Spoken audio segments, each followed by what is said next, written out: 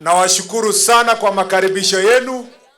Mheshimiwa Gavana Susan Kihika, Mheshimiwa Gavana mwenzake ambaye anatoka Embu Cecil Mbarire, senators wenye wako hapa, wajumbe wa sehemu hii ikiwa pamoja na Njoki mrembo wetu, Mheshimiwa Kikaria, Mheshimiwa MCA na viongozi wote wa sehemu hii, na wasalimu katika jina la Yesu. Hamjambo? Hamjambo? Muriaga? Chamgei? Sasa mimi nimefurahi sana kurudi hapa Nakuru. Hapa ni nyumbani. Kama vile mnajua, mimi ni kijana wa Nakuru hii. Hapa Nakuru ndio mlinipea bibi. Bibi yangu anatoka huko Gilgil. Si namna hiyo? Najeta kwa Kipchumba wa Murkomen, Muturi wa Wanjiro, Mudoniwa. So nikiwa Nakuru hapa niko nyumbani. Mmanisikia? Kwa hivyo nimekuja hapa kwa mwaliko wa rafiki yangu na dada yangu Susan Kihika ambaye ni gavana wenu, akiwa na ndugu yangu Bwana Samburu. Hapa tumekuja kwa sababu ya ujumbe nzuri ya mambo ya empowerment. Na mimi nataka niwaambie ya kwamba Nakuru ni kaunti ambayo tunajivunia. Ni nguzo ya taifa letu. Nakuru iko katikati ya Kenya. Hapa ndio wakati tulikuwa na shida nyingi kwa Kenya, tulirudi hapa tukashikana mkono mwaka wa 2012, 2013, tukasema kwamba Kenya tena haitawahi kuwa na vita, haitakuwa na msukosuko, na Wakenya watakaa pamoja kama ndugu na dada. Nakuru hii ni kielelezo ya mambo ya amani. Nakuru hii ni kielelezo ya mambo ya umoja. Hapa ndio mahali ambao tunajivunia Wakenya wakiishi katika sehemu moja, lakini wanatoka kwa lugha tofauti, kwa kabila tofauti, kwa madini tofauti. Tuko hapa na Waislamu, tuko na Wakristo, tuko hapa na kabila zote za Kenya, hapa ikiwa ni headquarters ya uungano na umoja wa taifa la Kenya. Kwa hivyo nikiwa Nakuru hapa, mimi najivunia sana, na ni kwamba nataka nishukuru Mheshimiwa Gavana kwa kunikaribisha hapa, na nashukuru Gavana Susan Kihika kwa kuendeleza uongozi ambayo inaleta Wakenya pamoja katika Nakuru hii. Kitu ya maana zaidi kabla hatujatafuta mambo ya maendeleo ni umoja wetu kama Wakenya, ni upendo wetu, ni kukaa pamoja kwa amani, na ndiposa tumekuja hapa leo kusherekea hiyo. Ya pili, ningependa kusema kwamba tangu tuchaguliwe kwa mwaka wa 2022, Mheshimiwa Rais aingie katika uongozi, kuna mambo kadha wa kadha ambayo imeweza kutimizwa kwa Nakuru hii. Mmesikia gavana wenu akisoma kwamba katika hii kaunti yenu kuna manyumba ya housing inajengwa 2000 units, ambayo hata ukipita hapa Bahati, mimi nasema tu kwa Bahati peke yake constituency, kuna manyumba nyingi sana zinajengwa hapa Nakuru, huko Naivasha, hapa Nakuru town, huko Molo, hapa Bahati, huko Subukia. Ukiona Kenya mzima kuna ujenzi unaendelea na vijana wanapata kazi tofauti. Unaona soko zinajengwa katika sehemu zote za Nakuru, kwa sababu Mheshimiwa Rais alipokuwa na campaign alisema ya kwamba serikali itakuwa pia inajumuisha mahitaji ya mama mboga. Ndio unaona kwamba kuna soko kadha wa kadha ambayo imejengwa katika Nakuru hii. Mnajua kwamba katika Bahati peke yake kuna soko 4 ambazo zimejengwa katika sehemu hii. Pia mnajua ya kwamba katika mambo ya barabara, mbali na ile barabara kubwa ambayo rais anajenga kutoka Rironi mpaka Mau Summit, na mimi najua kwanza kabisa, ninaona kuna wanasiasa wengi sana wanaongelelea kuhusu barabara hiyo.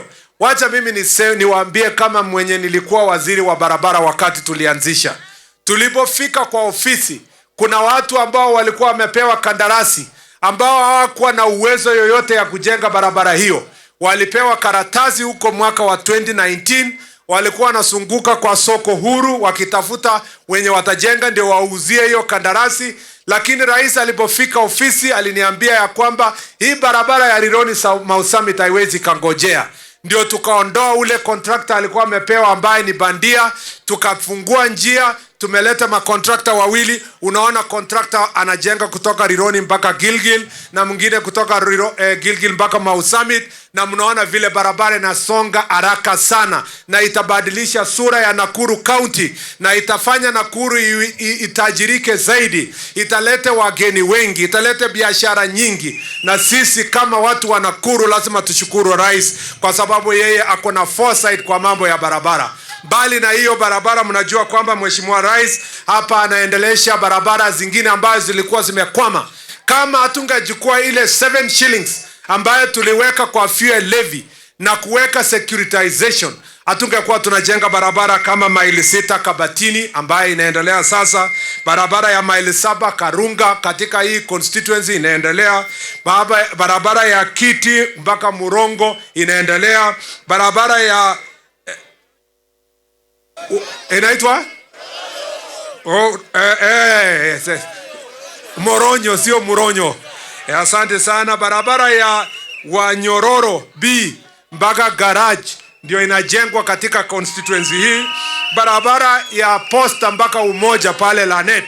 Hizi barabara zote zinafanyika kwa sababu rais aliangalia kwa msimamo wake kwamba mabarabara zilikuwa zimesimama tangu 2016, 2015. Sasa kwa kuchukua ile 7 shillings tu ya fuel levy na kufanyia ukarabati kupitia ile securitization, ndio unaona tumepata pesa na makontrakta zote kwa Kenya mzima. Kama vile nimesoma barabara za Bahati, barabara zingine zinajengwa. Lakini kwa sababu wale wanapinga serikali wanajua umuhimu ya pesa hiyo, unaona kila siku wakiongea. Nimewaona mara nyingi kwa TV, hata wengine ambao walikuwa wanasimamia bajeti tulikuwa na hawa tukipanga vile tunaweza kuweka hiyo shilingi 7. Sasa wameanza kurudi nyuma, wamekuwa ati suddenly clever. Lakini ukweli ni kwamba wanataka tuondoe hiyo shilingi 7 kwa sababu wanataka tukwame tena, makontrakta wazikue, vijana wakoze kazi, barabara zijengwe, ndio waseme mheshimiwa rais hajafanya kazi. Lazima tusonge mbele kwa sababu mbinu hizo ndio zinatusaidia kusonga mbele. Hii Bahati mko na 2 dams ambayo iko inakuwa desilted, ile ya Chama na ingine yenye Kiamunyeki ambayo inaendelea kufanya desiltation. Pia hapa Bahati kuna maendeleo nyingi. Hizo ni baadhi tu ya yale ambayo nimesema kidogo. Na mimi nataka niwaambie, wakati mlitupikia kura, mkapikia gavana wenu, mkapikia mheshimiwa rais, mlipigia kwa nia ya sisi kuweza kujenga Nakuru hii. Haikuwa kwa sababu ya mtu mmoja. Haikuwa ndio tuweze kushindana nani anaweza kutuzi mtu mwingine. Tulipewa nafasi ya kufanya kazi, ndio baada ya miaka 5 tukuje na report card. Sisi tuko confident ya kwamba mheshimiwa rais mwaka kesho atakapotembea hapa Bahati, akuje pale Subukia, atembee Nakuru yote, atakuwa anatembea akionyesha projects ambaye yeye mwenyewe ameanzisha na akamaliza, kwa sababu ya maana zaidi, sio matusi. Ya maana zaidi ni ile inaitwa report card ambayo unawaletea wananchi. Nakuru hiyo ni kweli ama si kweli? Nakuru hoye! Nakuru hoye! Mnataka kazi ama matusi? Mnataka kazi ama matusi? Mheshimiwa rais ameweka kibao mbele mambo ya kazi. Mlimchagua rais kwa sababu mliamini ya kwamba Mkenya akichakuliwa kwa uongozi lazima ikue inapitia tajriba, uwezo, akili, mpango, maendeleo na yale anaweza kuleta katika taifa letu. Na kwa sababu hiyo mheshimiwa rais amekuwa keen kuhakikisha manifesto yetu inaweza kuwa implemented. Na nataka wale wa opposition ambao wanajaribu kutupinga, kila mmoja ashike manifesto ya UDA, atuonyeshe mahali rais ameenda kando na hiyo manifesto. Na mimi nataka niseme the president has been faithful in following his manifesto kuhakikisha kwamba Wakenya wanaweza kusaidika. Na mimi nataka nishukuru mheshimiwa Susan Kihika. Yeye amefanya kazi hapa. Ukiona project za maji, uone project za barabara, uone project zake za mambo ya soko, empowerment ya wamama, empowerment ya watu wa vijana. Yeye amekuwa faithful kwa kazi ambayo anafanya. Wale wa matusi, wale wanatusi wa Kenya wengine wako na shida moja tu na Susan Kihika. Ati yeye kwa sababu ni mama, ati yeye ako rais kutusiwa kila mahali. Mnakubali gavana wenu atusiwe? Mnamheshimu gavana Susan Kihika? mtasupport huyo mama. Unajua mimi nilikuwa Senate na yeye, na mimi najua vile alipigania mambo ya county yenu akiwa senator. Alipigania kwa nguvu, kwa roho yote, na alipokuja hapa county amekuwa faithful kuimplement yale alikuwa anasema akiwa senator.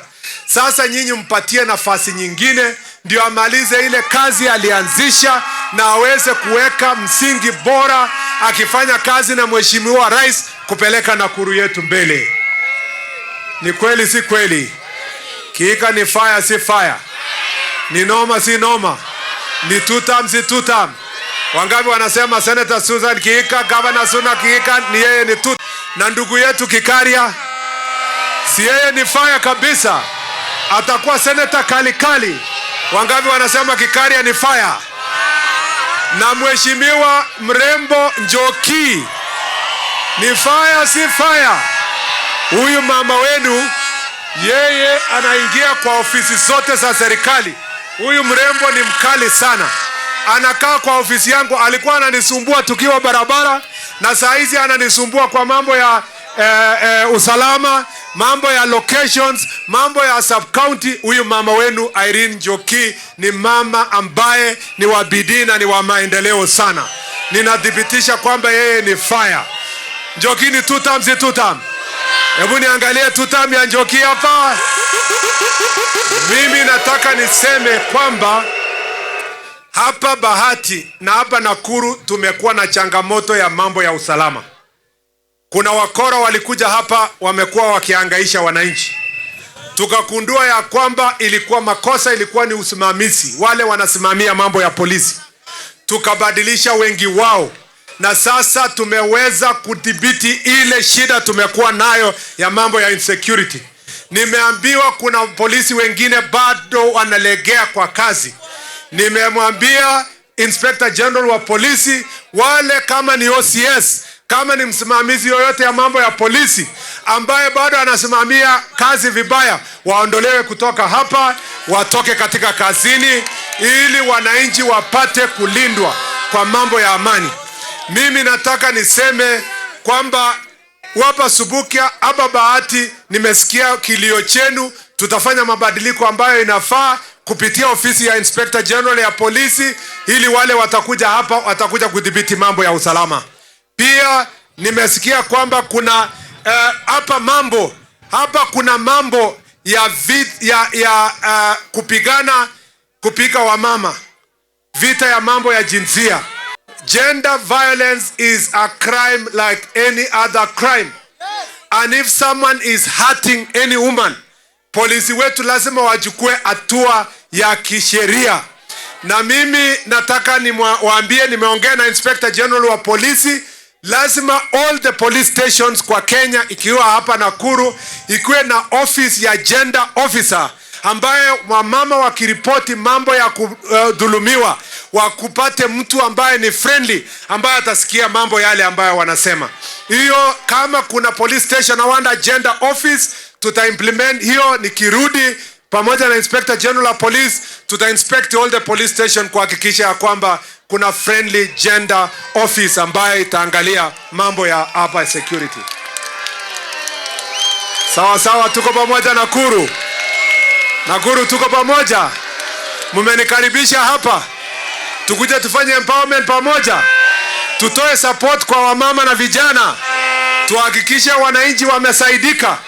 Mimi nataka kuambia tunawapenda sana. Rais anawapenda, naibu wa rais anawapenda, gavana wenu anawapenda, mbunge yenu anawapenda, na mimi nawaombea sana kwa heshima. Sisi ni watu sio wa matusi, tunakuja kwa njia ya unyenyekevu. Tunaomba Kenya ikuwe kitu kimoja. Hata mambo hii ya mafuta, unaona wakati mheshimiwa rais anang'ang'ana nayo, uliona juzi alitutuma sisi tufanyie kazi na kuongea na wale ambao walikuwa kwa transport sector, kwa sababu sisi wote lazima tutafute suluhisho. Haiwezekani kwamba watu wanaongea tu mdomo bure. Lazima tukae chini tuone tutadhibiti njia gani mambo ya uchumi. Ikiwa na global challenges, we must also look at the local challenges. Wangapi wanasema turudi tena hapa? Nikifika Nairobi nimwambia nini rais? Wapi tutam ya Susan Kihika? Tutam ya mama Njoki, Irene Njoki.